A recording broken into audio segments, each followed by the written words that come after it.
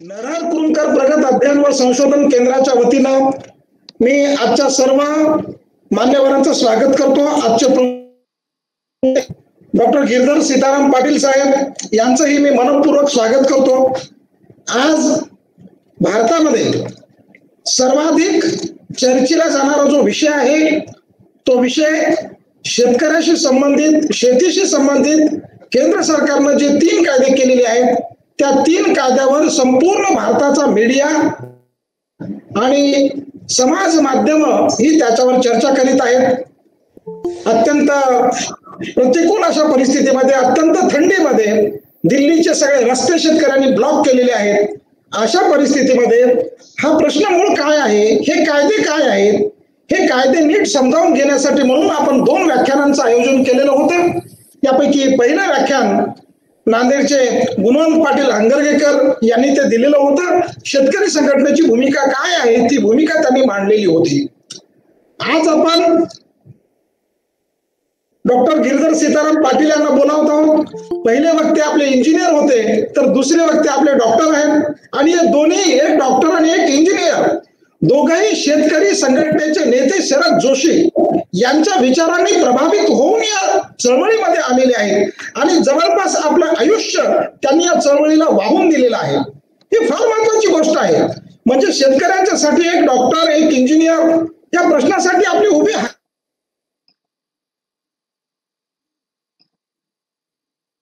करण्याच्या अगोदर मी डॉक्टर गिरधर पाटील साहेबांचा परिचय करून देऊ इच्छितो. ते खरं म्हणजे वैद्यकीय सल्लागार आहेत, कन्सल्टंट आहेत. त्यांचं शिक्षण पुण्याच्या MES कॉलेजमध्ये झालेले आहे. त्यांचं बालशिक्षण किंवा शालेय शिक्षण हे नंदुरबार सारख्या उत्तर महाराष्ट्रातल्या अतिशय गुजरात आणि महाराष्ट्राच्या सीमेवर झालेलं आहे. 1981 पासून ते वैद्यकीय सल्लागार म्हणून कार्यरत आहेत आणि 80च्या दशकामध्ये भारतामध्ये जी काही राजकारण झालं, शेतकऱ्यांच्या चळवळी झाल्या, त्या चळवळीच्या मध्ये त्यांनी उडी घेतली आणि अशा पद्धतीनं त्यांनी शरद जोशींच्या सोबत हा शेतकऱ्यांचा प्रश्न, शेतीचा प्रश्न समजावून घेण्याचा प्रयत्न केला. ते शरद जोशींच्या सोबत राहिले, त्यांचा प्रवास त्यांना लाभला. आपले पूर्वीचे जे वक्ते होते गुणवंत पाटील हंगरगेकर यांना सुद्धा शरद जोशींचा दीर्घ असा सहवास लाभलेला होता. स्वतंत्र भारत पक्षाचे ते जसे सरचिटणीस होते, गिरधर पाटील साहेब सुद्धा स्वतंत्र भारत पक्षाचे सतत 10 वर्ष राज्याचे सचिव राहिलेले आहेत. शेतीच्या संबंधित त्यांचं दीर्घ चिंतन आहे. आतापर्यंत त्यांचे 300 लेख प्रकाशित झालेले आहेत. नाशिकमध्ये ग्रीन ॲग्रो लिमिटेड ही कंपनी त्यांनी स्थापन केलेली आहे. शेतकरी हे त्याचे सभासद आहेत. आज त्यांचा शेतकऱ्यांची राजकीय भूमिका हे पुस्तक सुद्धा प्रकाशित झालेलं आहे. ते आज या चळवळीमध्ये शेतकऱ्यांच्या बाजूने, शेतकऱ्यांची बाजू कशी आहे, शेतकऱ्यांच्या समस्या काय आहेत आणि कायदे आज केंद्र सरकारनं पारित केलेले 3 कायदे वास्तव आणि भ्रम असा विषय आम्ही त्यांना दिलेला आहे. त्यांनी ह्या व्याख्यानाला सुरुवात करण्याच्या अगोदर या ऑनलाईन वेबिनारमध्ये सहभागी झालेल्या सर्व माझ्या मित्रांचं मी मनपूर्वक स्वागत करतो. सगळ्यांनी आपापले माईक म्यूट करा, कॅमेरे चालू ठेवला तरी माझी हरकत नाही. ज्यांना प्रश्न विचारायचे असतील त्यांनी चॅट बॉक्स मध्ये प्रश्न विचारा. 1 तास व्याख्यान होईल आणि त्यानंतरचे शेवटचे 10 मिनिटं प्रश्नोत्तरासाठी आपण ठेवू. मी आपल्या सगळ्यांचं परत एकदा नरहर कुरुंदकर प्रगत अध्ययन व संशोधन केंद्राच्या वतीनं मनपूर्वक स्वागत करतो आणि विनंती करतो डॉक्टर गिरधर पाटील साहेबांना की त्यांनी आपली भूमिका शेतीविषयक नवे कायदे, वास्तव आणि भ्रम या विषयाबद्दल आम्हाला सगळ्यांना मार्गदर्शन करावं, आमचं प्रबोधन करावं. डॉक्टर गिरधर पाटील साहेब. नमस्कार. सर्वात अगोदर मी माझा आणि नरहर कुरुंदकर सरांचा काय संबंध आहे किंवा नातं आहे ते तुम्हाला सगळ्यांना सांगतो. बहुतेक 41 वर्ष झाली असतील. मी त्यावेळेला नुकतंच नाशिकमध्ये आलो होतो आणि काही पुरोगामी लोकांशी आमच्या मिटिंगा होत असत. त्याच्यामध्ये लोकेश शेवडे नावाचा एक आमचा मित्र होता. त्याने मला एक पुस्तक भेट दिलं होतं त्यावेळेला, वाटा तुझ्या माझ्या, कुरुंदकर सरांचं.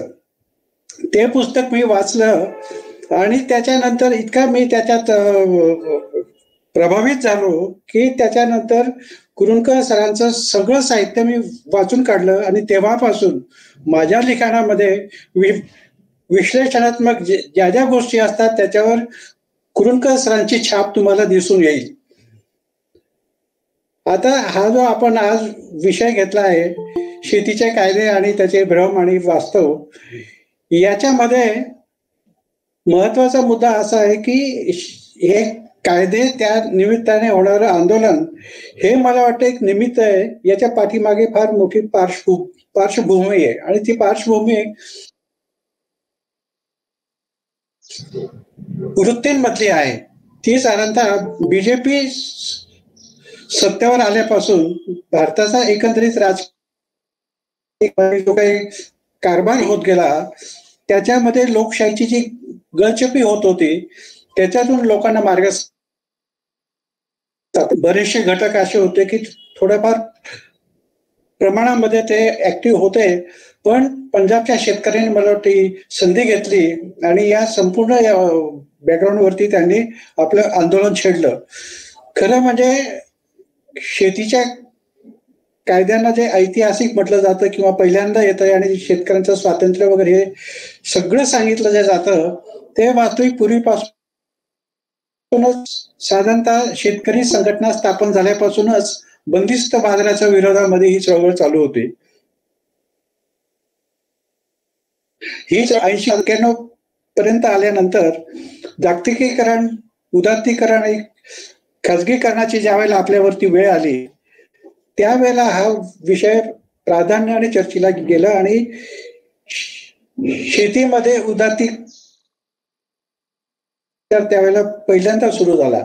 योगायोगाने त्यावेळेला आपण जागतिक व्यापार संस्थेचे पण सभासद झालो आणि जागतिक व्यापार संस्थेने आपल्या करारामध्ये भारताला जे सुझाव दिले होते त्याच्यामध्ये भारतीय शेतमाल बाजार हा बंदिस्त आहे, त्याच्यामध्ये शोषण आहे, ते थांबवावं म्हणून आपल्यावरती दबाव आला आणि 2003 साली आपण शेतमाल बाजारामध्ये खुली करण्यासाठी मॉडेल ऍक्ट नावाचा एक कायदा आला. या कायद्याला करार शेतीचं एक परिशिष्ट होतं.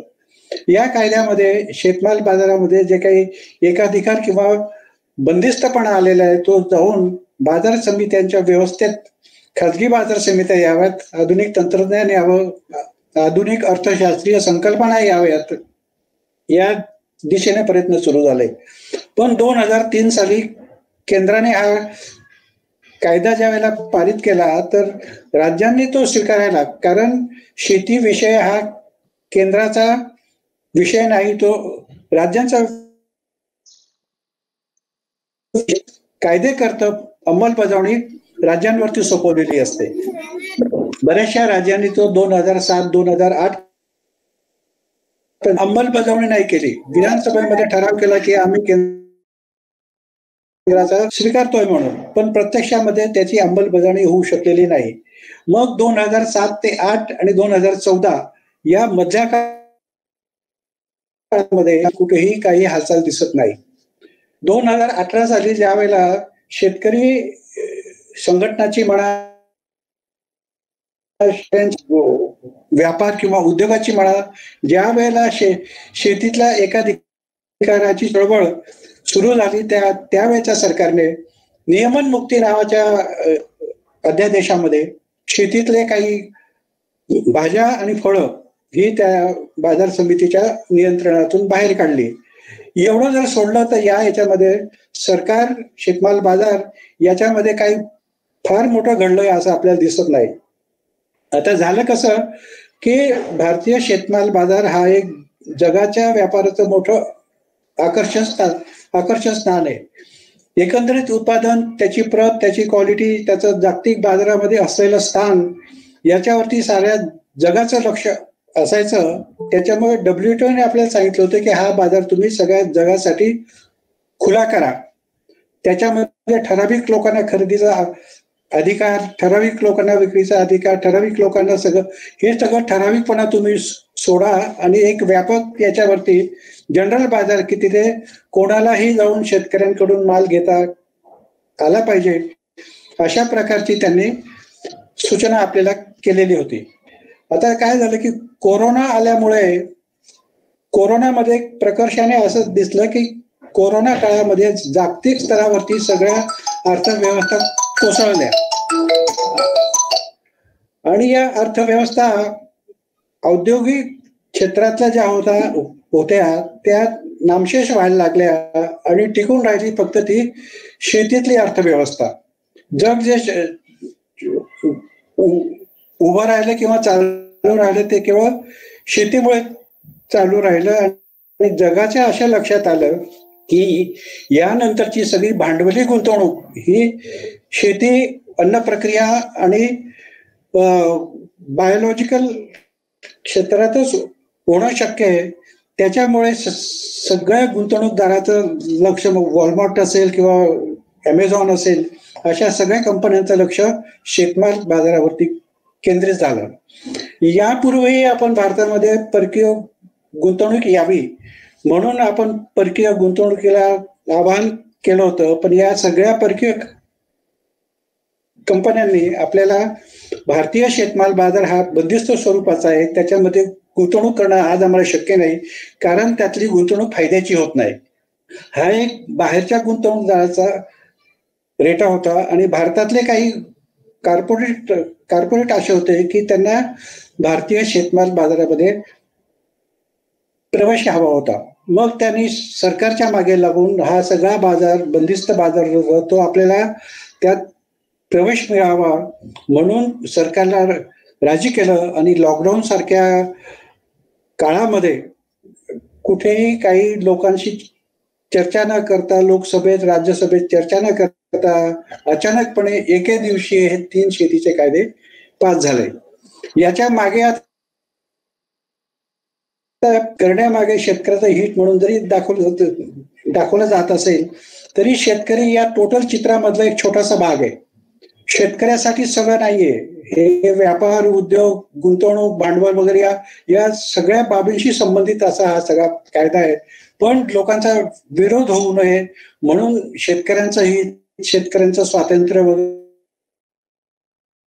नाव देत छुप्या मार्गाने हा परकीय गुंतवणुकीला आणि भारतीय कॉर्पोरेटला प्रवेश असं याचं स्वरूप आहे. त्याच्यामध्ये वाईट काही नाहीये, कारण हे आवश्यकच होतं. पण याच्यामध्ये जी न्याय्यता पाहिजे, सगळ्या कॉर्पोरेटला वगैरे जशा प्रकारचा सारखा न्याय पाहिजे तसा नसून काही ठराविक उद्योगपतींनाच याच्यामध्ये वाव मिळेल अशी सगळी धोरणं केली आहेत. दुसरा एक भाग म्हणजे की बाजार समित्या ही शेतकऱ्यांच्या मालकीची, शेतकऱ्यांसाठी स्थापन झालेली बाजार व्यवस्था आहे. ती बाजूला ठेवून एक पर्यायी व्यवस्था तयार करणं हे माझ्या मते चुकीचं आहे. बाजार समितीचाच आवश्यक ते बदल करून, नाहीतरी आता सरकारने त्याच्या चर्चेतून सांगितलंच की बाजार समितीत जेवढा कर असेल तेवढाही बाहेर तुम्हाला कर लावता येईल. म्हणजे आता बाजार समिती आणि खाजगी बाजार समिती याच्यामध्ये तसा गुणात्मक फरक काही राहिलेला नाही. मग बाजार समितीच्या व्यवस्थेतच जर तुम्ही बंदिस्त व्यवस्था, खुली व्यवस्था जर राबवली तर शेतकऱ्यांना हवं त्या ठिकाणी जाता येईल. जिथे भाव जास्त असतील तिथे त्यांना माल विकता येईल. कारण पर्यायी व्यवस्था तयार व्हायला अजून बराच वेळ लागेल आणि शेतकरी एवढे दिवस स्वतःच्या पायावरती, स्वतःच्या भांडवलावरती पर्यायी व्यवस्था तयार होईल असं काही मला वाटत नाही. म्हणजे बाजार समितीचा त्रास चालूच राहील आणि पर्यायी व्यवस्था नाही अशा कोंडीमध्ये शेतकरी सापडेल आणि त्याच्यातून काही निष्पन्न होता शेवटी शेतकरीच म्हणतील की आमची बाजार समितीची व्यवस्था चांगली होती, तीच राहू द्या, आम्हाला नवी व्यवस्था नको. असा हा सगळा गोंधळ असल्यामुळे मला वाटतं बाजार समिती, खाजगी बाजार, कॉर्पोरेट्स, त्यातला व्यापार, नफा, भांडवल या सगळ्या गोष्टींचा सांगोपांग विचार होऊन मला वाटतं त्याच्यामध्ये एखादं सर्वंकुश ठरवलं तर हे असं एकतर्फी एकांगी जे आता कायदे आणि धोरणं राबवली जात आहेत ती मला वाटतं आपल्याला. दुसरा एक महत्वाचा भाग असा आहे की याच्यामध्ये पंजाबचे शेतकरी का दिसत आहेत आणि भारतातले इतर शेतकरी का दिसत नाही. याच्यामध्ये महत्वाचा मुद्दा असा आहे की पंजाबच्या शेतकऱ्यांचे प्रश्न आणि शेतमाल बाजार हा वेगळा आहे. बाकीच्या राज्यांमध्ये परिस्थिती वेगवेगळी आहे. केरळ असेल, नागालँड असेल, MP असेल, बिहार असेल, UP असेल, या सगळ्या राज्यांमध्ये वेगवेगळ्या प्रकारची पिकं घेतली जातात. वेगवेगळ्या पद्धतीने बाजार होतो, वेगवेगळ्या पद्धतीने प्रक्रिया होतात. यांना एकच धोरण लागू पडेल असं नाहीये. पंजाबचा शेतकरी जो शेकी झाला याच्यामध्ये, त्याचं महत्वाचं कारण असं होतं तर त्यांना MSP बदल नाही, पण त्याची मुख्य पिकं गहू आणि तांदूळ आहेत. आणि या उत्पन्न एवढ्या प्रचंड प्रमाणामध्ये होतं की MSP असल्याशिवाय त्यांचा माल विकला जाणार नाही. म्हणून त्यांनी MSPच्या नावाने आंदोलन सुरू केलं.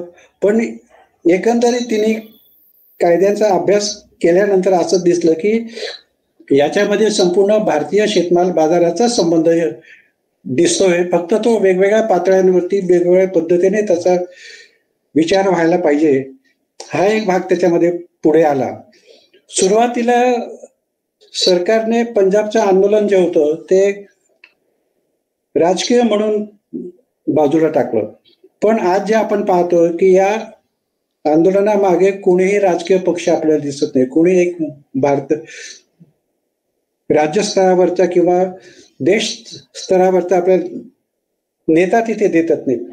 प्रत्यक्ष बांधावरचा शेतकरी या आंदोलनामध्ये दिसतोय आणि हे एक अभूतपूर्व आंदोलन आहे. सरकारच्या राजकीय आंदोलन असल्याच्या भूमिकेतून या आंदोलनाला जो काही विरोध झाला, रस्ते खोदून ठेवणे, अवजड वाहनं लावणे, नंतर पाण्याचा मारा काढणे, म्हणजे हे सगळं भारतीय सरकार भारतीय जनतेच्या विरोधामध्ये किती जाऊ शकतं हे एक चांगलं उदाहरण होतं. आणि पंजाबच्या शेतकऱ्यांनी एक केलं की त्याच्यामध्ये कुठल्याही प्रकारचा राजकीयपणा न येऊ देता त्यांच्या मागण्यावरती ते ठाम राहिले आणि सरकारशी चर्चा करताना सुद्धा त्यांनी फापट पसारा नाही वाढला. फक्त तुम्ही कायदे मागे घेता किंवा नाही, यात एवढ्याच मुद्द्यावरती त्यांनी आंदोलन केंद्रित केलं. त्याच्यामुळे सरकारची काय गोची झाली की सरकारने हे कायदे किती हिताचे, त्याचा काय फायदा होऊ शकेल याच्याबद्दल एक भ्रामक चित्र तयार करायला सुरुवात केली. खरं म्हणजे हा निर्णय ऐतिहासिक नाही. या प्रकारचे वर्षांपासून होतंय आणि ते केव्हा येतील याची शेतकरी वाट पाहत होते. त्यामुळे ऐतिहासिक म्हणण्याचं काही कारण नाही. दुसरा एक मुद्दा असा आहे की या कायद्यामुळे शेतकरी आपला शेतमाल भारतामध्ये कुठेही विकू शकतील असं त्यांनी म्हटलेलं आहे. ही पण गोष्ट नवीन नाहीये.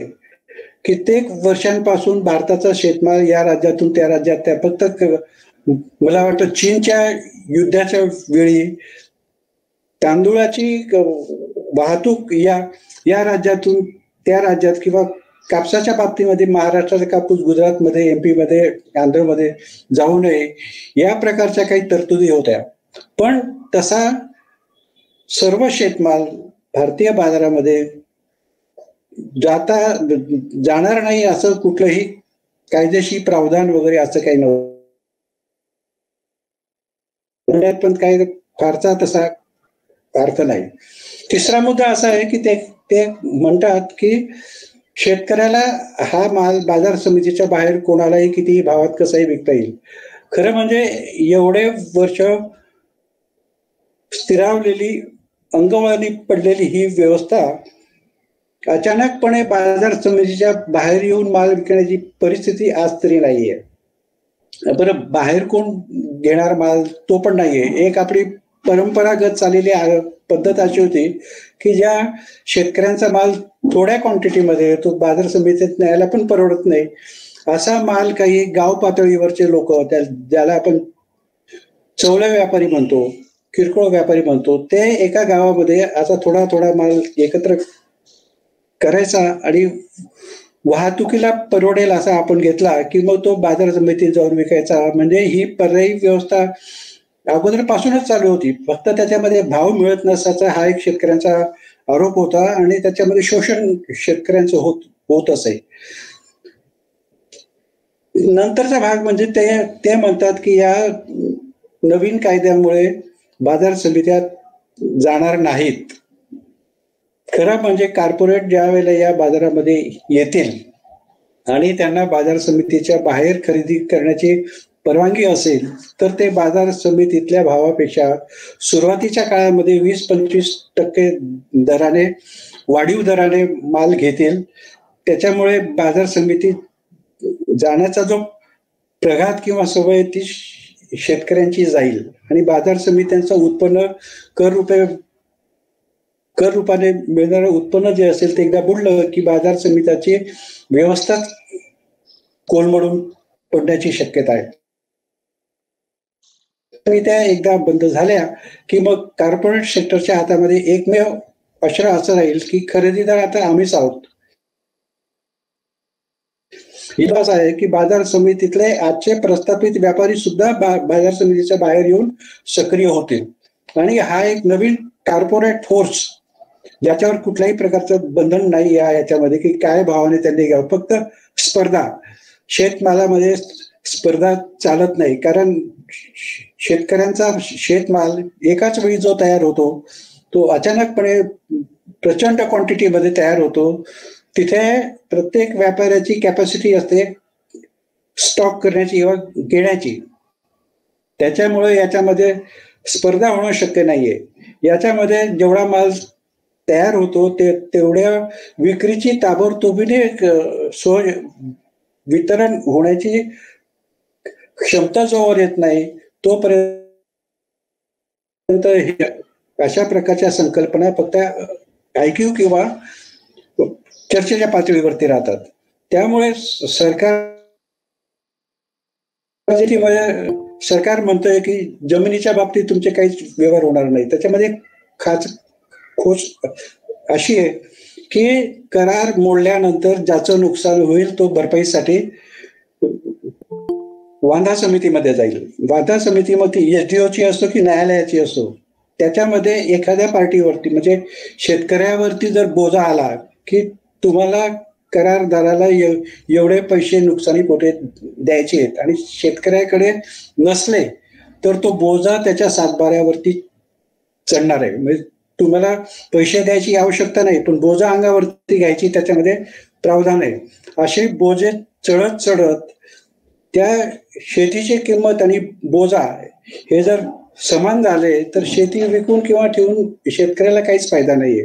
विकली तर संपूर्ण विक्रीची रक्कम त्या बोजाच्या पोटी त्याला द्यावी लागणार आहे. म्हणजे एकूण एकच आहे, शेतकऱ्याने जमीन विकली काय आणि बोजा पोटी ती त्याला द्यावी लागली काय. हा एक प्रकार आपण लक्षात घेतला पाहिजे. आणि शेतकऱ्याची जमीन सरळ सरळ विकली नाही तरी अशा आडमार्गाने ती बाकीच्या लोकांच्या हातात जाऊ शकते.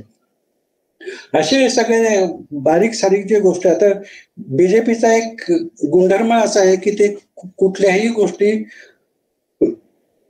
रेटून नेतात, खोटं बोलतात आणि एकदा त्या पाच झाल्या की मग त्याचं खरं स्वरूप आपल्याला समजतं. मग ती नोटबंदी असेल किंवा GST असेल किंवा मग आर्थिक धोरणं असतील, या सगळ्यांचा परिणाम आपल्याला ते संमत झाल्यानंतर दिसले. त्याच्यावरती अगोदर चर्चा होऊ द्यायची नाही, अचानकपणे लोकांवरती लादायचे आणि मग नंतर त्याच्यातून अंग काढून आपला जो हेतू असतो तो साध्य करायचा, अशीच बीजेपीची आजपर्यंत वृत्ती राहिलेली आहे. आता होत आहे काय की याच्यामुळे जे बाधित लोक आहेत, आता या कोरोना काळात उद्योगधंदे गेले, GST मुळे व्यापार बुडाला आणि नंतर नोटबंदीमुळे पण नोकऱ्या, उद्योगधंदे, आर्थिक स्थिती आपली खालावली. या अनुभवाने लोक फार घाबरले जातात. बीजेपीने काही आणलं तरी पण त्याच्यावर पटकन विश्वास ठेवायचा किंवा नाही असा लोकांचा मला वाटतं एक भीतीचा भाग त्याच्यातून दिसतो. आणि पंजाबच्या आंदोलनामध्ये मुख्य भाग असा दिसतो की कायदे, त्यांच्या अटी तरतुदीबद्दल लोकांना आक्षेप नाहीये, ते बीजेपी आणते म्हणून त्याचा एक विश्वासाचा जो भाग असतो, जनता आणि सरकार यांच्या मधल्या विश्वासाचा जो भाग असतो तो आता राहिलेला नाही. त्याच्यामुळे चर्चेतून काही निघत नाहीये. असे सगळे या 3 कायद्यांबद्दलचे भ्रम, नंतर त्यातलं जे वास्तव जे असेल ते आपल्याला वेगळं वेगळं ठेवून ते पाहावं लागेल आणि त्याच्यावरती मला वाटतं आपल्याला निर्णय घेतला तर तो आपल्या फायद्याचा असू शकेल असं म्हणता येईल. पण तरी पण अंमलबजावणीमध्ये इतक्या त्रुटी किंवा अडचणी असणार आहेत की जेवढं वाटतं तेवढं सोपं नाहीये. कारण शेतमाल बाजार हे कॉम्प्लिकेटेड बाजार आहे. तो बाकीच्या वस्तूंसारखा कारखान्यात तयार झाला, दुकानात विकला गेला तसं नाहीये. त्याच्यामध्ये नाशवंत माल असतो, सेमी नाशवंत असतो किंवा प्रक्रिया माल असतो. अशा अनेक बारीक सारीक बाबी आहेत आणि त्याच्यामध्ये रोखीचा, उधारीचा, विश्वासाचा एक वेगळा भाग आणखी त्याच्यामध्ये आपल्याला दिसतो. आजपर्यंत शेतकरी काय करतो, बाजार समितीत जातो आणि नेहमीचे आरते जे असतात त्यांचे परंपरागत संबंध असतात. म्हणजे आज बीजेपी जे सांगता आहे की हा दलालांना नाहीसा करणारा कायदा असं जे म्हणतंय, तर ते 14 पूर्वी ते दलालांच्या बाजूने होते. काही मंत्र्यांनी जर लोकसभेमध्ये आरत्यांना एटीएम मशीन म्हणून त्यांची संभावना केली होती आणि 14 नंतर मात्र त्यांची भूमिका आपल्या कॉर्पोरेटला फायदा मिळवून देण्यासाठी त्यांनी, मला वाटतं, हे सगळी त्यांची भूमिका बदललेली दिसते. एकंदरीत पाहता हे कायदे शेतकऱ्यांच्या दृष्टीने जरी हिताचे असल्याचे दाखवले जातील, पण ते कायदे आणण्याचा मार्ग मला वाटतं चुकीचा आहे. एखादा पाहुणा जर आपल्याकडे आला आणि त्याने मुख्य दरवाजाची बेल दाबून तो आत आला आणि आपण त्याचं स्वागत केलं तर आपण समजू शकतो. पण येणारा पाहुणा जर खिडकीतून आला, रात्रीच्या वेळी आला, गुपचूप आला आणि त्याच्या हातात जर काही हत्यारं असली तर तो पाहुणा असला तरी पण त्याच्या हेतूबद्दल मला वाटतं आपण शंका घेतली पाहिजे. तशाच प्रकारचं वातावरण तयार झालेलं आहे आता आणि त्याच्यामुळे शेतकरी पण आणि सरकार पण कोंडीत पकडल्यासारखं दिसतंय आणि यातून काय मार्ग निघेल आता सर्वोच्च न्यायालयाने याच्यावरती ते काही काळ स्थगित ठेवता येतील का असं एक सूचना केलेली आहे. पण आता बघूया काय होतं त्याच्यामध्ये. ते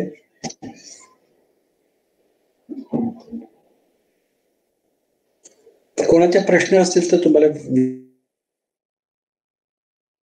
विचारता येईल. अजून काही विषय राहून गेलेला आहे का?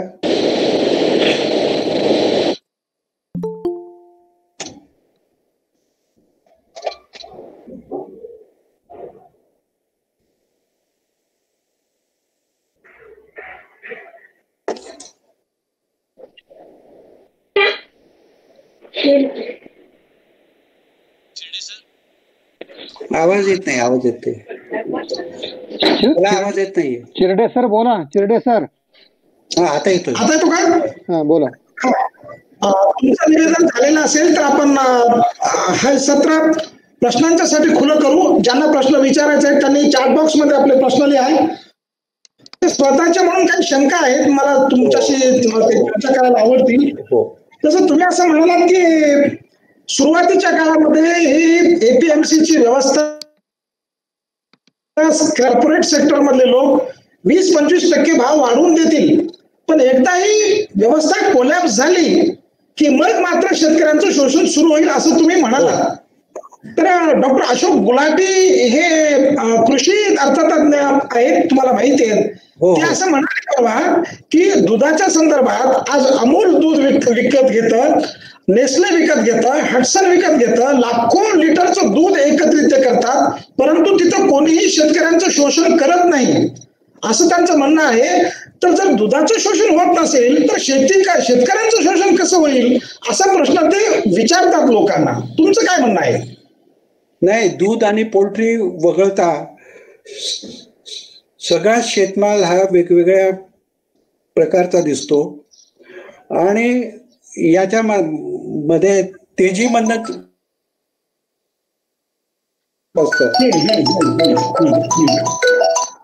सगळा व्यापार हा तेजी मंदीतल्या फायद्यावरती चालतो. म्हणजे समजशीर एक रकमेला माल घेऊन नफा काढून तो विकला जातो, असं बाकीच्या शेतमालात शक्य नसतं. म्हणजे टंचाई निर्माण करायची, भाव वाढवायचे आणि मग ते विकायचे, यातच खरा भांडवलदारांचा नफा असतो. आता यात मेकॅनिझम समजून घ्या. ज्या वेळेला खुल्या बाजारामध्ये, बाजार समितीमध्ये शेतकऱ्यांचा माल एकाच वेळेला हंगामामध्ये तयार झाला तर तो कोणाला तरी माल विकणार आहे. एक तर बाजार समितीत विकेल, नाही तर बाहेरच्या व्यापाऱ्यांना विकेल. बाहेरचे व्यापारी काय करतील की बाजार समितीच्या दरापेक्षा 25% दराने तो माल जाहीर करतील, शेतकरी आपोआप त्यांच्याकडे जाईल.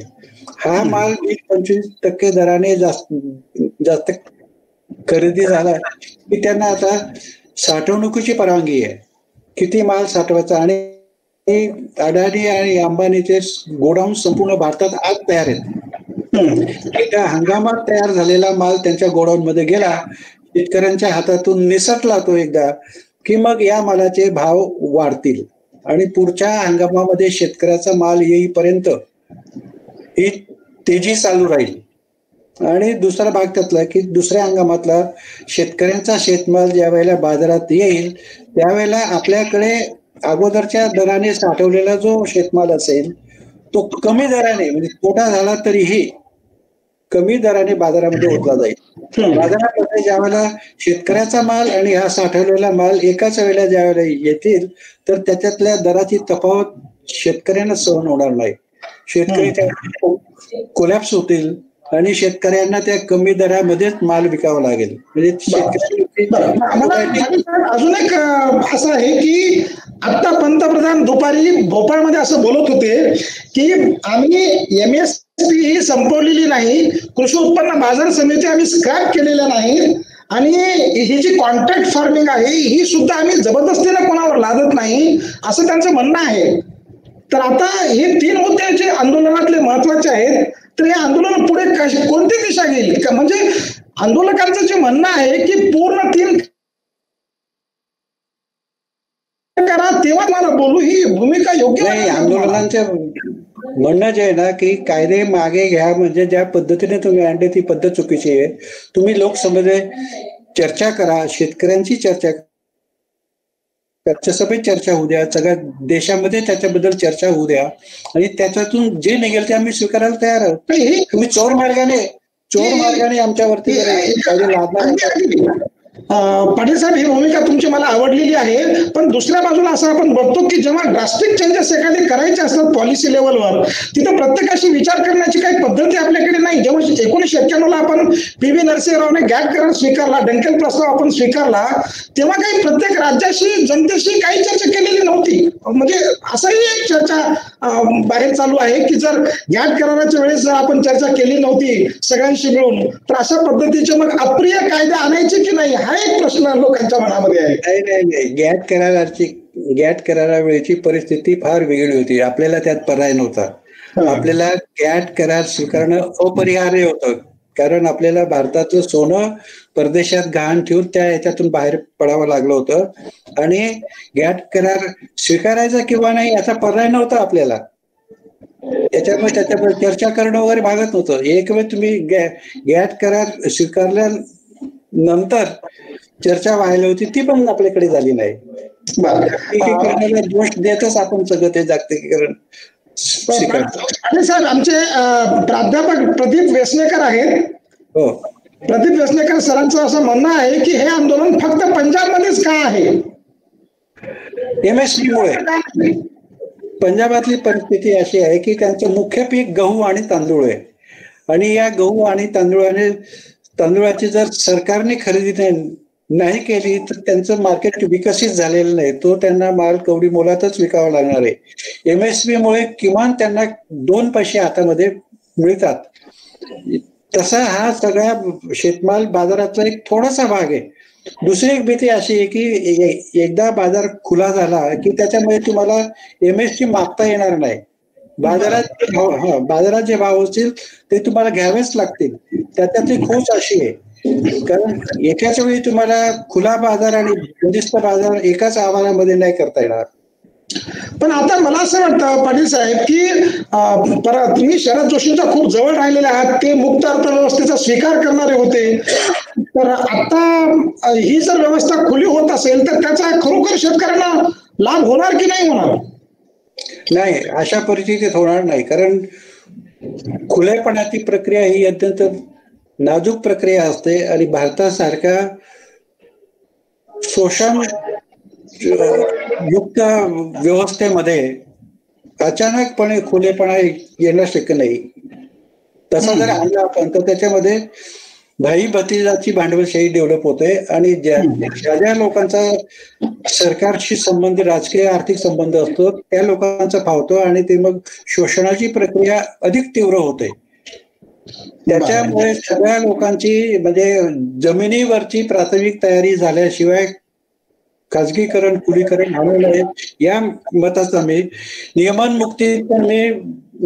नियमनमुक्तीचे जे काही बदल असतील ते बाजार समितीच झाले पाहिजे. कारण ती बाजार समिती शेतकऱ्यांच्या मालकीची आहे. व्यापारीने अर्थ तर भाडेकरू आहेत त्याच्यामध्ये. त्यांच्या ताब्यात तुम्ही बाजार समिती द्यायची आणि शेतकऱ्याला सांगायचं तू आता जा, तुझा माल बाहेर कुठेही विक, हे चुकीचं आहे. त्याच्या व्यवस्थेतच त्याला न्याय मिळेल अशी. पण एका बाजूला तुम्ही असं म्हणत असताना गुणवंत पाटील हंगरगेकर यांनी आम्हाला असं सांगितलं की पंजाबमध्ये 8.5% ते 12% पर्यंत कृषी उत्पन्न बाजार समितीची फीस आहे. त्याचं म्हणजे तेवढ्या प्रमाणामध्ये ते फीस घेतात शेतकऱ्यांच्याकडून. तर ही जी एकूण रक्कम होती पूर्ण पंजाबमधली ही फार मोठी रक्कम होती आणि ती रक्कम आपल्या खिशामध्ये पडावी म्हणून हा सगळा आटापिटा आहे असं एक म्हणणं आहे. असं म्हटलं जातं की पंजाबमध्ये साधारणतः 15 ते 20 हजार अठारिया म्हणजे आडते आहेत.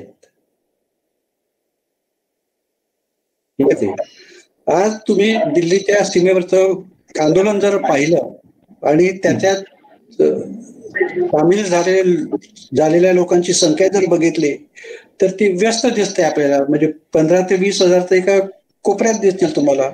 संपूर्ण पंजाब आणि हरियाणा या सगळ्या भीतीमुळे सगळा तो बाहेर आलेला आहे आणि अठारियांचा फायदा होतो आरत्याचा, हे त्याच्यामध्ये खरं कारण नाहीये. सरकार तुमचं ऐकून घेत नाही. सरकारची मनमानी जी चालली आहे त्याच्या विरोधात पण पंजाबातला शेतकरी आहे आणि पंजाबातल्या शेतकऱ्यांचं आपण स्वागतच केलं पाहिजे, अभिनंदन केलं पाहिजे की त्यांनी संपूर्ण भारताला वाचवण्याच्या कामाची सुरुवात त्यांनी केलेली आहे. कारण देश तसा झोपलेला होता. देशामध्ये तेवढी पण ताकद राहिली नव्हती की आपल्यावरती होणारी दडपशाही आपण बाजूला सारू शकतो.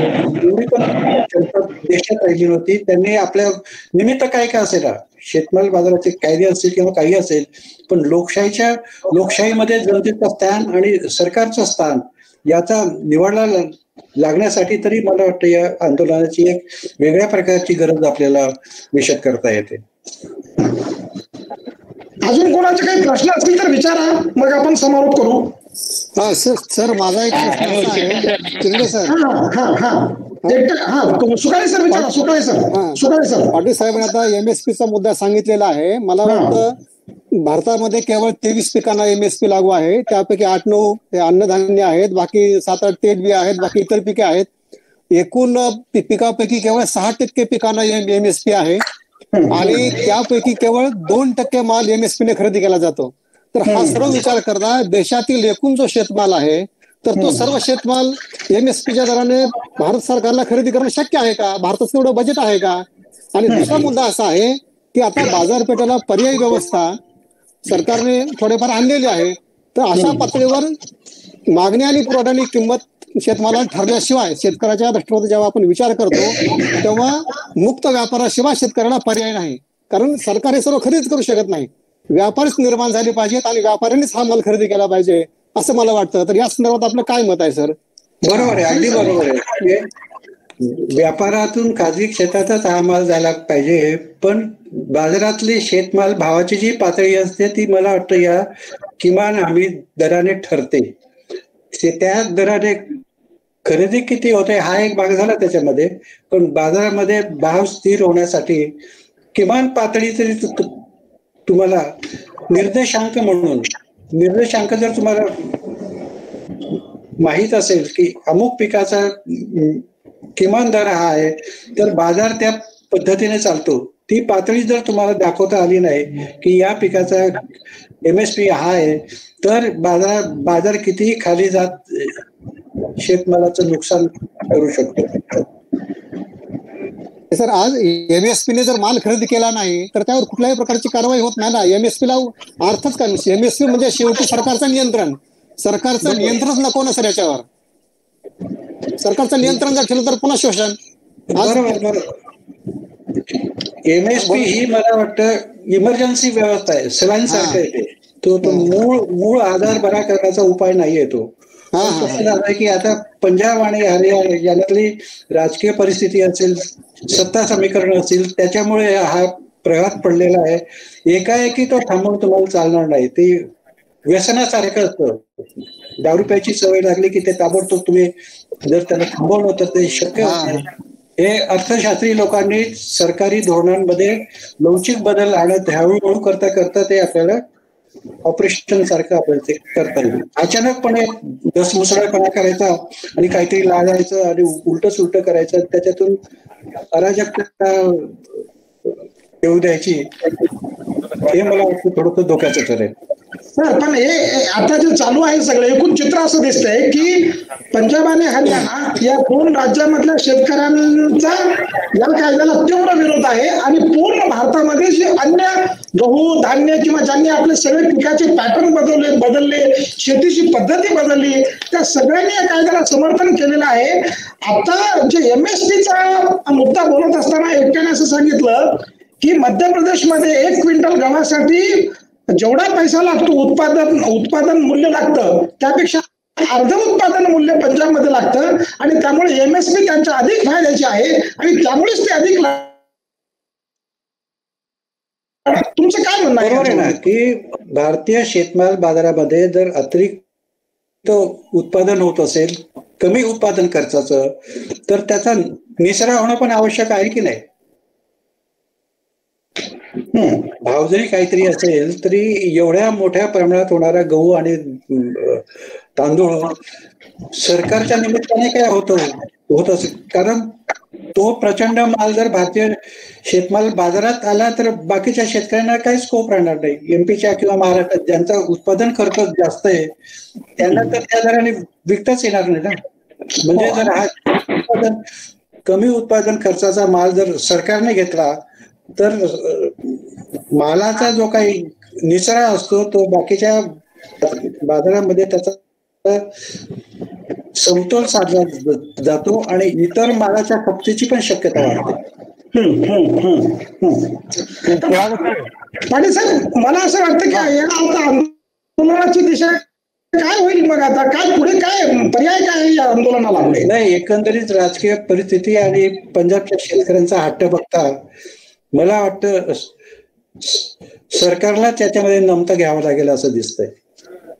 नाही, सरकारला नमतं घ्यायचं म्हणजे आता आंदोलक जे आहेत ते असं म्हणत आहेत की 3 कायदे तुम्ही अगोदर स्क्रॅप करा, मगच आम्ही तुमच्याशी बोलू, असं जर त्यांचं म्हणणं असेल तर भविष्यामध्ये केंद्र सरकारला लोकशाही पद्धतीने संसदेमध्ये पारित झालेले कायदे करताच येणार नाही. कुठलाही एक राज्य उठेल आणि हे कायदे स्क्रॅप करा म्हणेल. सरकारला लोकशाही पद्धतीने कायदे करण्याचा अधिकार पुरेपूर आहे. भाजप सरकार ज्या पद्धतीने वागतंय त्याच्याने तुमची लोकशाही पण राहणार नाही, तुम्ही पण राहणार नाही, देश पण राहणार नाही. आज पहिली प्राथमिकता आपली देश वाचवण्याची असली पाहिजे. शेतमालाचं निमित्त आहे, देश वाचला तर शेतमाल वाचेल, शेतकरी वाचेल. आज परिस्थिती अशी आहे की आपण गुलामीच्या मार्गाने चाललेलो आहोत. हे सगळे तुमचे ठराविक क्षेत्राचे मतभेद असतील ते बाजूला ठेवा. शंका कुशंका असतील, काही अशिक्षित लोक असतील, अज्ञानी लोक असतील, त्यांना थोडं गोंधळात का होईना अगोदर देशामध्ये जी काही वेगळ्या प्रकारची राजकीय संस्कृती येऊ पाहते तिला अटकाव करणं मला वाटतं हे आपलं पहिलं लक्ष असलं पाहिजे. आणि तुमचा या आंदोलनामध्ये पाहण्याचा माझा उद्देशच तो आहे. शेतमालाचं काही झालं तरी चालेल, पण अगोदर देश वाचवा. देश वाचला तर आपण सगळे बसू. शिरगिरे सर काय विचारायचं तर विचारा. शिरगिरे सर विचारा. सर नमस्कार. नमस्कार सर. नमस्कार, बोला. जो कायद्याच्या संदर्भात भाजप सरकारने जी भूमिका घेत आहे ती भूमिका अगदी चुकीची आहे आणि त्या चुकीच्या माध्यमातून पंजाब सरकारचे जे काही शेतकरी आहेत ते शेतकऱ्यांना आंदोलन करत आहेत. पण मराठवाड्यातले शेतकऱ्यांच्या संदर्भात किंवा मराठवाड्याच्या विकासासाठी हा प्रश्न कुठल्या संदर्भातून आपल्याला महत्वाचा आहे.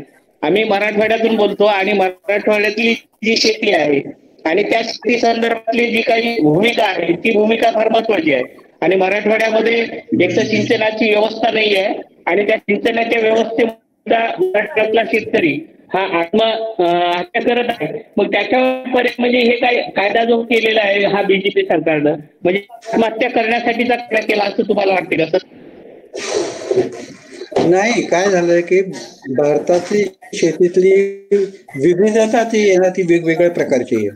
त्यातले आर्थिक, सामाजिक, राजकीय कंगोरे वेगवेगळे आहेत.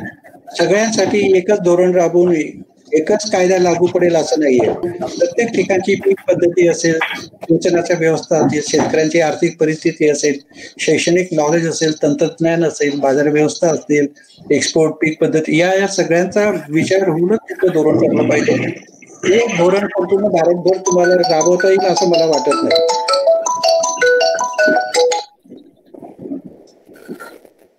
त्याच्यामुळे मराठवाडा वेगळा, एमपी वेगळा, पंजाब वेगळा, तुकड्यात न पाहता मला वाटतं एक वेगळ्या प्रकारचं धोरण आपल्याला शेतीसाठी ठरवावं लागेल. मी या कार्यक्रमाचा आता समारोप करतो. या कार्यक्रमामध्ये सगळ्यात महत्वाची गोष्ट म्हणजे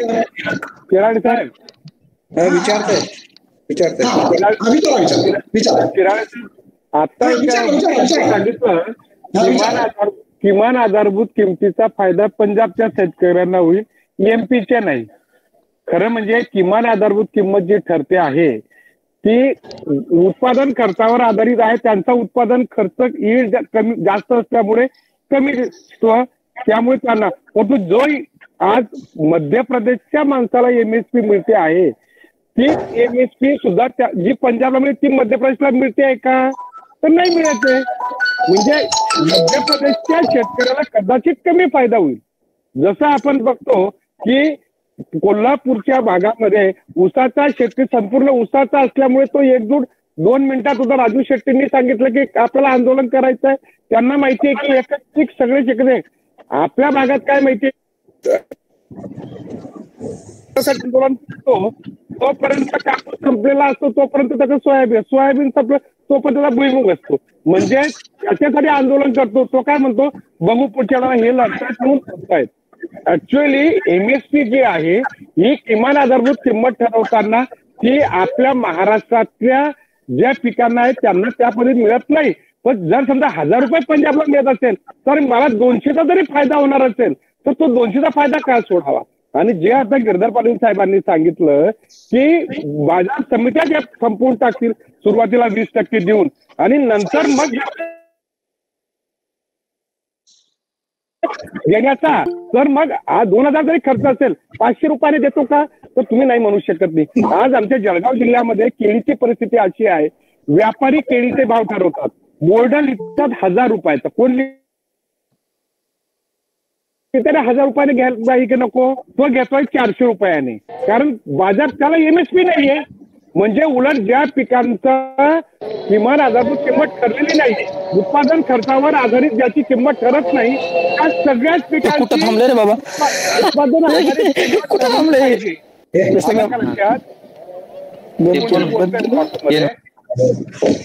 हा कोणीतरी बोल. तर ज्या पिकांचा देखील आपल्याला उत्पादन खर्चावर आधारित रेट ठरला नाही त्या सगळ्याच पिकांचा शेतकऱ्यांचा ठरला पाहिजे.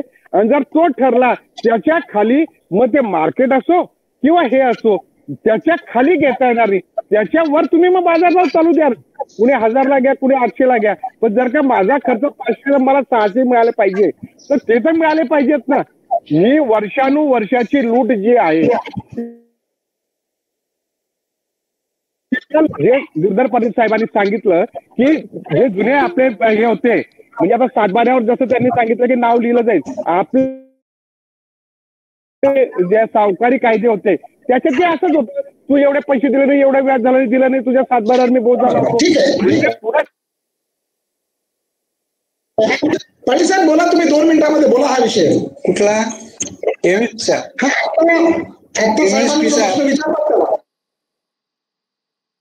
मध्ये तफावत आपल्याला दिसते ना की ठिकठिकाणचा उत्पादन खर्च वेगवेगळा आहे. काही ठिकाणी उत्पादन खर्च खूप आहे त्याच्यामुळे त्यांना MSP मध्ये द्यायला परवडत नाही. काही काही ठिकाणी उत्पादन खर्च खूप कमी असल्यामुळे MSP मध्ये देणं सुद्धा त्यांना परवडतं. तर MSP जी व्यवस्था आहे ही मला वाटतं तात्पुरती व्यवस्था बदली व्यवस्था एका अवस्थेतून दुसऱ्या अवस्थेत जाताना लागणारी मदतीची व्यवस्था आपण पाहिली पाहिजे. ती कायमस्वरूपी चालू ठेवणं हे मला वाटतं चुकीचं ठरेल. जोपर्यंत बाजारामध्ये तयार होणारा शेतमाल आणि त्याचं वितरण आणि त्याची विक्री हे संपूर्ण ज्या वेळेला नैसर्गिक न्यायावर शोषण न होता होऊ शकेल त्यावेळेला तुम्हाला MSP पेक्षा किती त्याच्यामुळे शेतकरी MSP मागणी करतील असं मला वाटत नाही. MSP ही तात्पुरती सोय ती का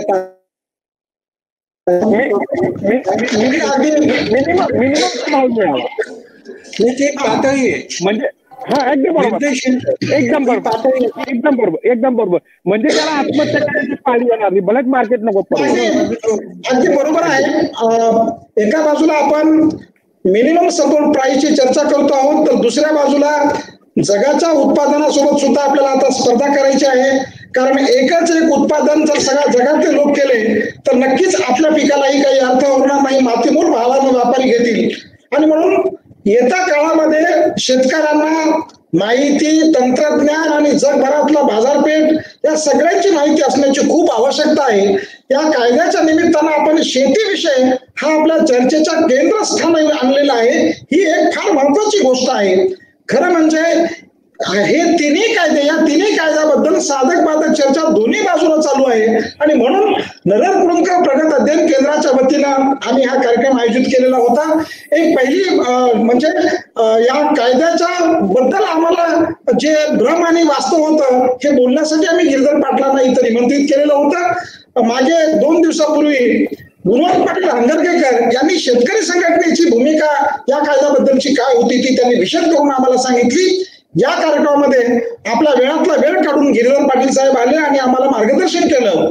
याशिवाय आजच्या या वेबिनारचं या व्याख्यानमालेचं वैशिष्ट्य हे आहे की नांदेडमध्ये राजमार्ग नावाची एक अकॅडमी आहे. त्या अकॅडमीने मोठा स्क्रीन लावून आपल्या स्पर्धा परीक्षेची तयारी करणाऱ्या सर्व मुलांना ते मोठ्या लाऊडस्पीकरवर दाखवत आहेत.